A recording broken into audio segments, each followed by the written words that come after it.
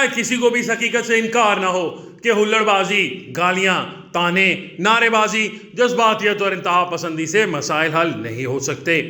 سیاستدانوں نے اپنا کافی ٹھٹھا اڑوا لیا ہے اور بحرانوں کے قابل عمل اور سب کے لیے قابل قبول سیاسی حل کی طرف آنا چاہیے۔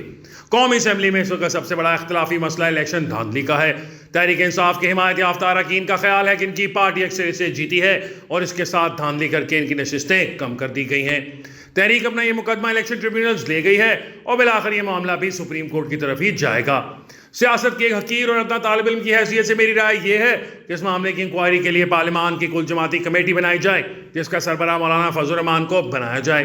کمیٹی میں تحریک انصاف، پیپلز پارٹی اور نون لیگ کے اراکین بھی شامل ہوں۔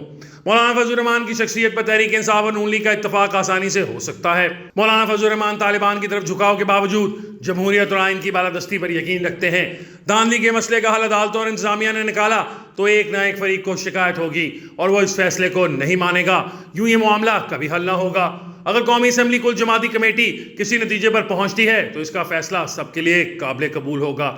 ماضی میں نواز شریف نے پاناما کیس کی انکوائری پارلیمانی کمیٹی کے پاس لے جانے کی بجائے سپریم کورٹ سے کروانے کو ترجیح دی، جس سے جسٹس کھوسا کو موقع مل گیا کہ انہوں نے جائز ناجائز طریقے سے نواز شریف کو نااہل قرار دینے میں لیڈ لی۔ اب بھی اگر سپریم کورٹ نے دھاندلی کے الزامات مسترد کر دیے تو عمران خان اور تحریک انصاف کے لیے فیصلہ ناقابل قبول ہوگا۔ گویا پرنالہ وہیں رہے گا۔ ہلڑ بازی، شور شرابہ اور گالی گلوچ جاری رہے گا۔ مہذب قومیں بحرانوں کا حل نکالتی ہیں، ہمیں بھی اپنے مسئلوں کا حل نکالنا چاہیے اور پھر سب کو اسے ماننا چاہیے۔ ہمیں یاد رکھنا چاہیے کہ آج کا جو بھی نظام چل رہا ہے یہ 1973 کا آئین جو ساری جماعتوں نے قومی اسمبلی میں بیٹھ کر طے کیا تھا، اس لیے اس آئین پر آج تک سب کا اتفاق ہے۔ 18ویں ترمیم پر بھی سب جماعتوں نے اتفاق رائے کیا تھا۔ دہشت گردی کے خلاف آپریشن بھی قومی اسمبلی میں سب جماعتوں کے اتفاق رائے کے بعد شروع ہوا تھا۔ اس بحران کا سیاسی، جمہوری اور عوامی حل نہ سپریم کورٹ نکال سکتی ہے اور نہ ہی انتظامیہ۔ اس کا حل صرف اور صرف عوام کے منتخب نمائندوں اور سب جماعتوں کے اراکین اتفاق رائے سے نکال سکتے ہیں۔ میری تجویز ہے کہ قومی اسمبلی کے افتتاحی اجلاس میں اسپیکر کل جماعتی کمیٹی کا اعلان کریں۔ نظام کو چلانا ہے تو وزیر اعظم شہباز شریف اس کی تائید کریں اور لیڈر آف اپوزیشن اس سے اتفاق کریں۔ اس اقدام سے اہل سیاست اور منتخب اراکین کی ساکھ بھی بحال ہوگی اور مستقبل کا راستہ بھی نکلے گا۔ پاکستان میں سب کا اتفاق ہے کہ یہ ملک قائد اعظم اور علامہ اقبال کا تحفہ ہے۔ ان دونوں کا بھی سیاسی اور جمہوری حل پر ہی اعتماد تھا۔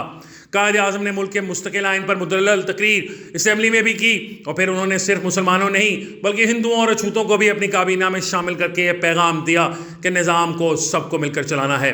علامہ اقبال کا تو فلسفہ ہی یہ ہے کہ پارلیمان کو نہ صرف ملک کے سیاسی فیصلے کرنے چاہیے بلکہ وہ تو کہتے ہیں کہ اجتہاد جیسے خالصتاً مذہبی فیصلے بھی منتخب نمائندوں کو کرنے چاہیے۔ گویا بانیان پاکستان بھی بحرانوں سے نکلنے کا حل پارلیمان کے ذریعے ہی سمجھتے تھے۔ ہمیں بھی اسی طرف جانا ہوگا۔ اگر نو منتخب وزیر اعظم یہ اقدام لے لیں تو ملک میں یکلخت سکون آ جائے گا اور پھر ہم معاشی استحکام کی طرف بڑھ سکیں گے۔ یہ کمیٹی بناتے وقت سب جماعتوں کے لیے اس کے فیصلے کو ماننے کا پابند بھی بنانا چاہیے۔ فرض کریں کہ تحریک انصاف کا دھاندلی کا الزام درست نکلتا ہے تو شہباز شریف کو مستعفی ہو کر تحریک انصاف کی حکومت بننے دینی چاہیے، اور اگر تحریک انصاف کا الزام غلط نکلتا ہے تو پھر انہیں شہباز شریف کو وزیر اعظم تسلیم کرنا ہوگا۔ فرض کریں یہ بحران حل نہیں ہوتا تو اسی طرح ہلڑ بازی اور شور شرابہ جاری رہے گا۔ نہ قانون سازی ہو سکے گی اور نہ پالیسی سازی۔ SIFC کے فیصلوں کو بھی منتخب نمائندوں کی تائید کی ضرورت ہے۔